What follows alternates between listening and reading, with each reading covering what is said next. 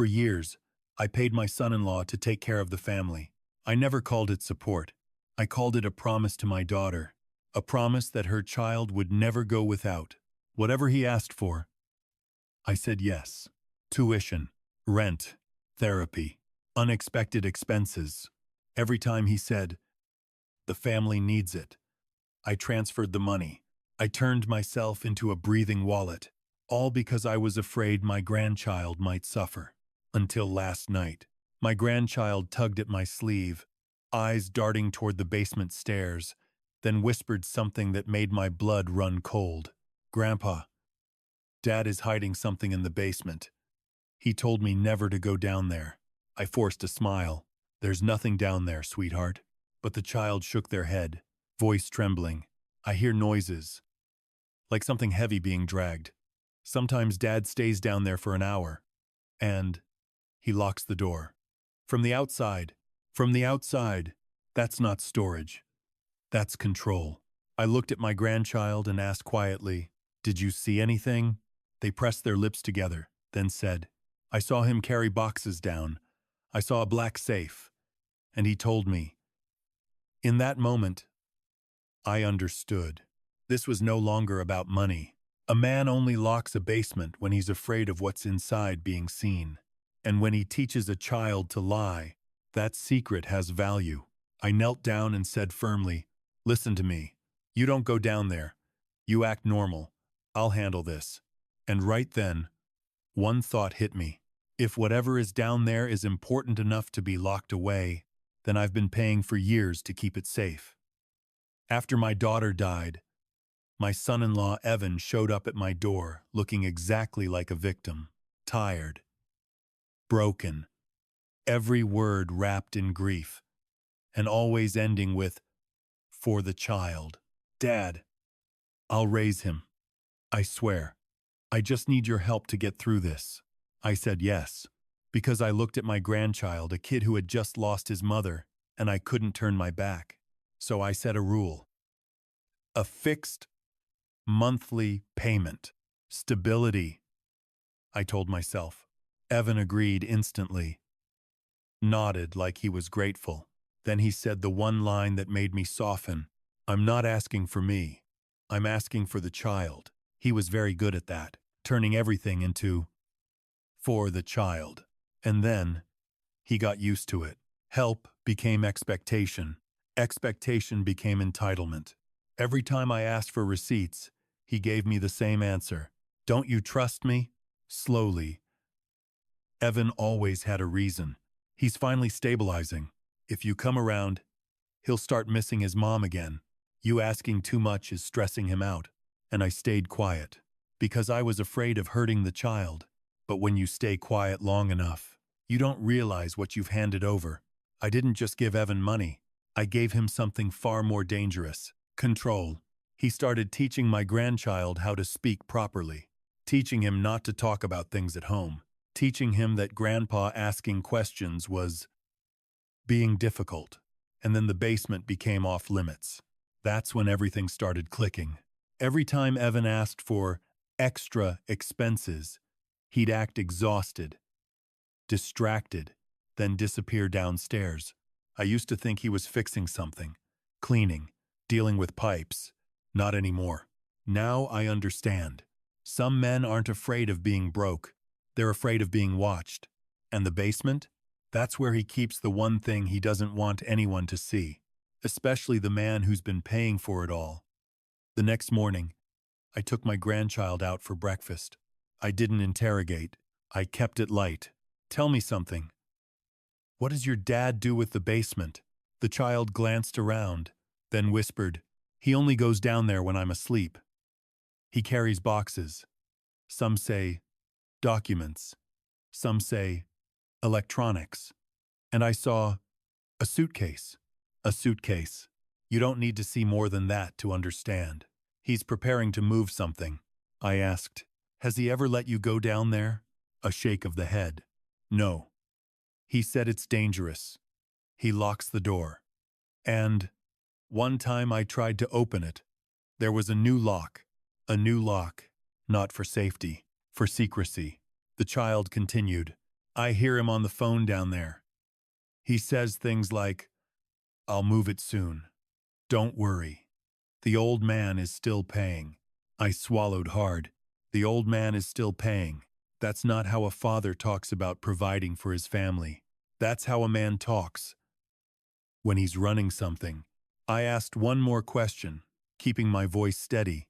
"What did he tell you to say if I ask?" The answer came instantly rehearsed. "The basement is damp. He's fixing it." I nodded. I didn't need to ask anything else. I had enough. Evan was teaching my grandchild to lie, and whatever was in that basement, it was tied to money. I took the child home and gave one simple instruction. You act normal. Don't mention the basement. Don't go down there. If your dad asks, you forgot. The child looked at me, hesitant. Grandpa, what are you going to do? I met their eyes. I'm going to do what adults are supposed to do. A pause. I'm going to see the truth with my own eyes. That night, Evan texted me, "Dad, we need extra this month. The family's struggling." I didn't reply right away. I wanted to see what he'd do when the money didn't come instantly. 5 minutes later, he called, his voice soft as butter. "Dad, it's for the kid. I don't want them to go without." I asked calmly, "What do you need it for?" A pause. Just a beat, but enough. Then he answered, vague. "Tuition and some extra expenses." I pressed, "Send me the receipts." That's when the irritation slipped through. "You asking so many questions is exhausting. Don't you trust me?" There it was. Every time he gets questioned, he pivots to trust.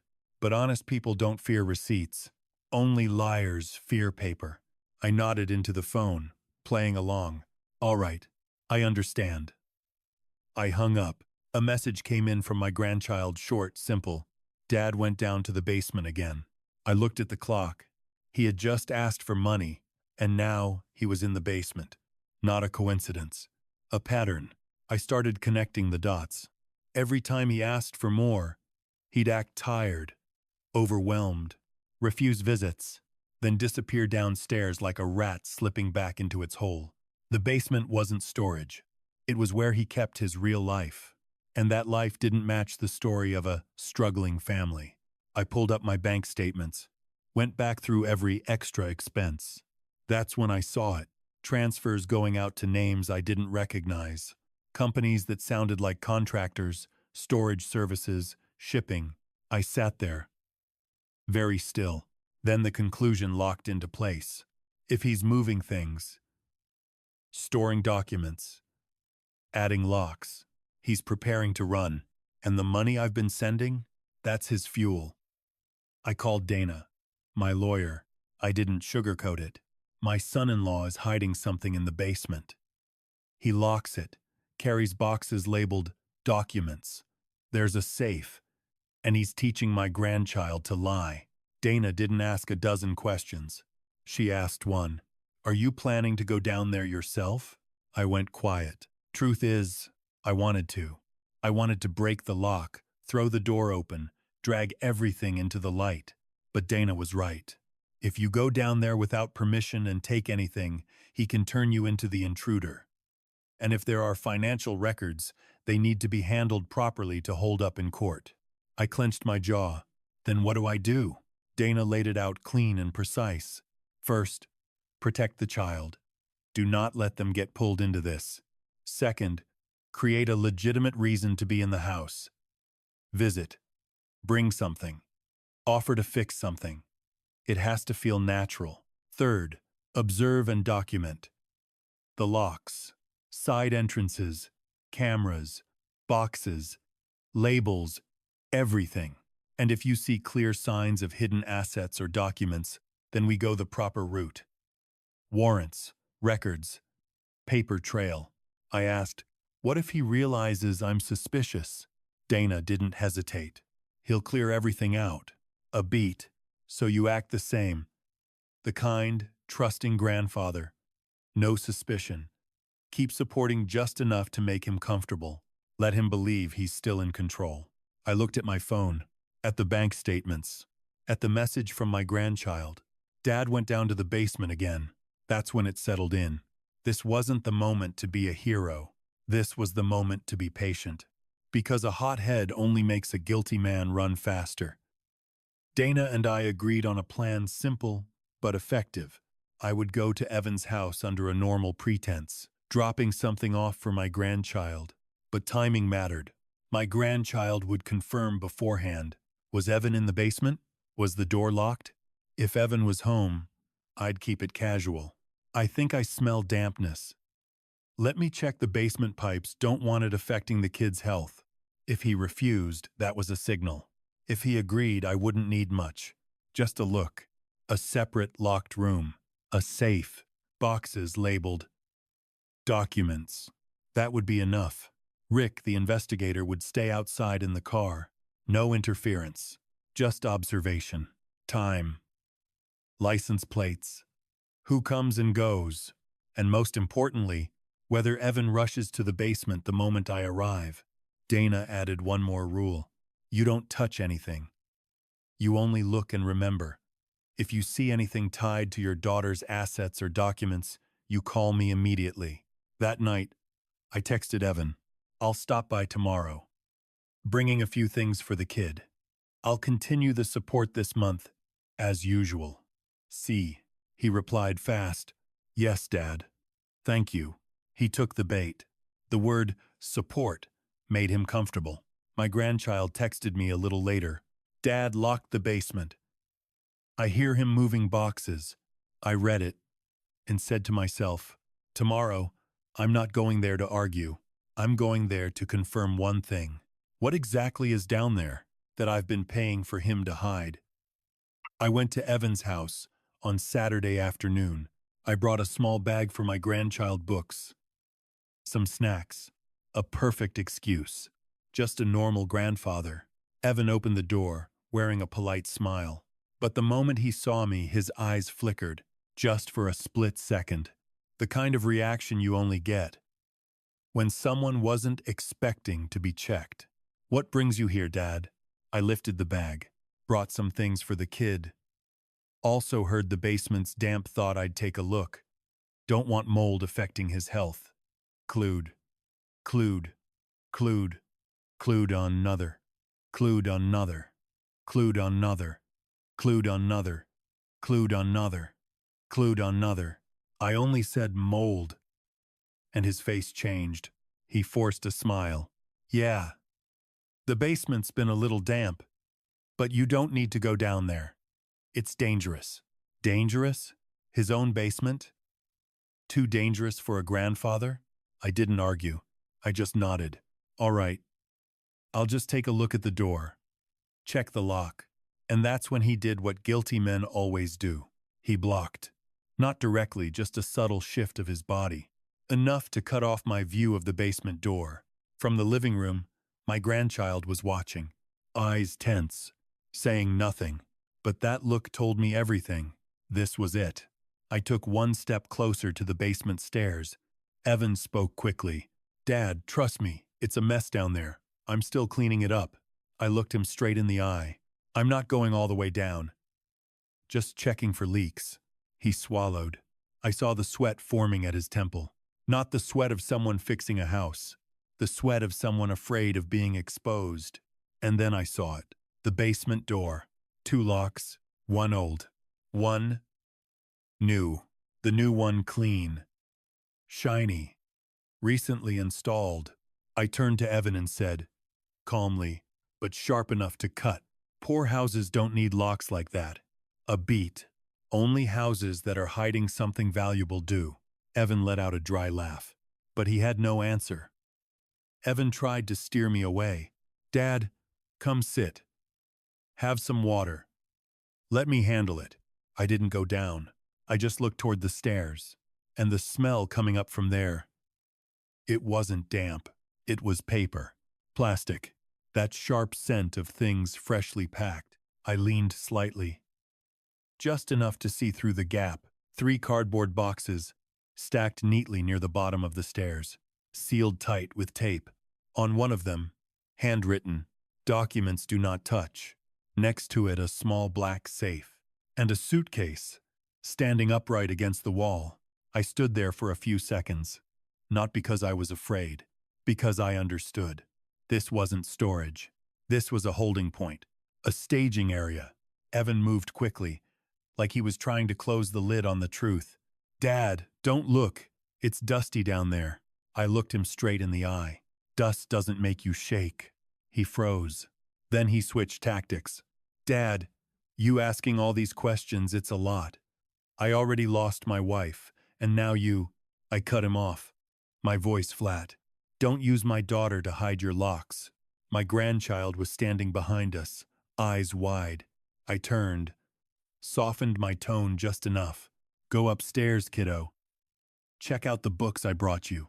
I wasn't going to let the child hear adults fight. Evan watched the kid leave, exhaled, then looked back at me, cornered now. What do you want? I answered. I want to know where the money I've been sending for 7 years is. A beat. Is it down there? Or in your pocket? Evan said nothing. And that silence? It weighed more than any apology. I didn't open the safe. I didn't touch the boxes. I asked one question straight to the heart. In those documents boxes, are there any of Hannah's papers? Evan flinched. Immediate reaction. No. Why would you ask that? An innocent man would ask, what papers? He denied it instantly, because he knew I was hitting the right place. I scanned the area, and then I saw it. Something that made my chest tighten. On a shelf near the stairs, there was a clear plastic container. Inside it, half hidden, a bracelet. The one I gave my daughter when she graduated. I knew it. I pointed. That belongs to Hannah. Evan swallowed. I'm keeping it for the kid. As a memory. A memory? Then why hide it in a double-locked basement? I didn't argue. I didn't need to. I said, if you were keeping it for the child, you wouldn't hide it. Tries. You hide things. When you're afraid, I'll realize they have value. End on the rain. Number 4. End on the rain. That I word. Screen comin'. Support now there seen on Century 7. End on the rain. End on the rain. End on the rain. End on the rain. They seen on the rain. And Evan's tone snapped. You're invading my privacy. I answered steady. Your privacy doesn't include my daughter's assets. I turned toward the door. Calm. Final. I'm leaving. But from now on, no more money goes through you. Evan rushed after me. Don't overreact. I'll explain. I didn't stop, because I had already seen enough. The basement wasn't just hiding things. It was hiding control. Documents. Keepsakes. Assets. The kind of things that, if I never knew about them, he could control forever. I told her exactly what I saw. 2 locks. Boxes labeled a safe, a suitcase, and a container holding my daughter's keepsakes. Dana said just one thing. You just saw an evidence storage. She had me write everything down chronologically. What time I arrived, how Evan reacted, where the new lock was, exactly what the labels said. Details are what make a court believe you, not emotion. Rick sent me video from outside the house. Evan blocking the basement door. Evan avoiding eye contact. Evan tensing up the moment I mentioned mold. Enough to show one thing clearly. The basement wasn't just off limits. It was intentionally controlled. Dana moved on to the hard part. She started tracing every asset tied to my daughter. Insurance, trusts, accounts, inheritance paperwork, and guess what? There had been changes. Changes I was never informed about. Because Evan had always said, I'll take care of everything. He took care of it, so no one else would see. Dana said, if there are asset documents in that basement, he's keeping them out of your reach. We either need him to admit it, or we go through legal channels to seize it. I asked, how do we make him slip? Dana didn't hesitate. We bait him with what he loves most, money. Tell him you'll continue the support. But only if he becomes transparent and hands over the documents. He'll either expose himself or panic and start moving things. And that's when it became clear. The next battle wouldn't be in the basement. The next battle would be in his greed. I sent Evan a message that sounded almost too forgiving. I don't want this to turn into a fight. I'm willing to increase the support this year. But I need to set up a trust for my grandchild, and I'll need copies of all of Hannah's documents to complete the paperwork. Evan replied almost immediately, "Yes, Dad. I'll get everything ready." Get everything ready, which meant one thing. He had the documents. He just didn't want to hand them over. Dana told me to meet him at a cafe, not at the house, because at home, he had the basement. He had the advantage there. At a cafe, all he had was his mouth. That night, Rick followed Evan. And just as we expected after reading my message, Evan went straight down to the basement. Then he started hauling boxes to his car. He was moving things. That's what guilty people do. The moment they sense danger, they start clearing out the evidence. And the act of moving evidence, that becomes evidence too. Rick got it on video. The box marked, "Documents." Sealed, tight. The suitcase. Evan driving straight to a self-storage unit. He opened the unit with a keypad code and shoved everything inside. Rick texted me. He's transferring the stash. This may be enough to support a request for a search order if we can tie it to the assets. I looked at the message and let out a slow breath. Not relief, clarity. He was scared, which meant we were right. Evan showed up at the cafe, looking tense. He sat down, and the very first thing out of his mouth was, "So, how much are you planning to increase it?" 1. I didn't answer right away. Instead, I placed a sheet of paper on the table, photos of the new lock, and the box labeled "Documents." "I need Hannah's papers," I said. "Why were you hiding them in the basement?" Evan snapped back. "I wasn't hiding anything. I was keeping them for the kid." I asked slowly, "For the kid? Or so I wouldn't know." He bit his lip. And then he let something slip, something deeper than money. "If you knew everything, you'd take my child away from me." There it was. The real goal. Control of the child. Money was just the bait to keep Grandpa quiet. I looked him straight in the eye. "No one is taking anybody. You're the one using my grandchild as a shield." That was when Dana appeared right on cue. She sat down at the next table like just another customer, then placed her business card on ours. "From this point forward," she said, "all communication goes through legal counsel, and we are formally requesting full financial transparency regarding the child." Evan went pale. He understood what lawyer meant. The performance was over. He clenched his jaw. "You're destroying this family." I gave him the only answer he deserved. Families don't double-lock basements to hide a dead woman's papers. That same week, Dana filed for financial oversight and a fixed visitation schedule. I redirected every dollar into clean channels. Tuition paid directly. Insurance paid directly. A monitored fund for my grandchild. Nothing went through Evan anymore. He called, furious. "You don't have the right." I gave him one answer. "I have the right to stop funding your basement." My grandchild looked at me, eyes red. "Grandpa, is Dad mad at me for telling you?" I pulled the child close. "You did nothing wrong. You just saved yourself." Once the money tightened, Evan changed his tone. Apologies, promises, stories about how hard things were, but I wasn't listening with my ears anymore. I was watching his actions. Did he return the documents? Did he become transparent? Did he stop using the child as a shield? That's what mattered. And slowly, my grandchild started to breathe easier. No more looking over their shoulder. No more hesitation. One day the child said, "I hate that basement. It scares me." I nodded. "Me too. But I'm not scared of it the same way. I'm scared of what it could have done to your childhood." And in the end, the most valuable thing wasn't the money I got back. It was this. I stopped a child from growing up believing that secrets are normal. I used to think I was paying to take care of the family. But the truth is, I was paying to keep a man's silence.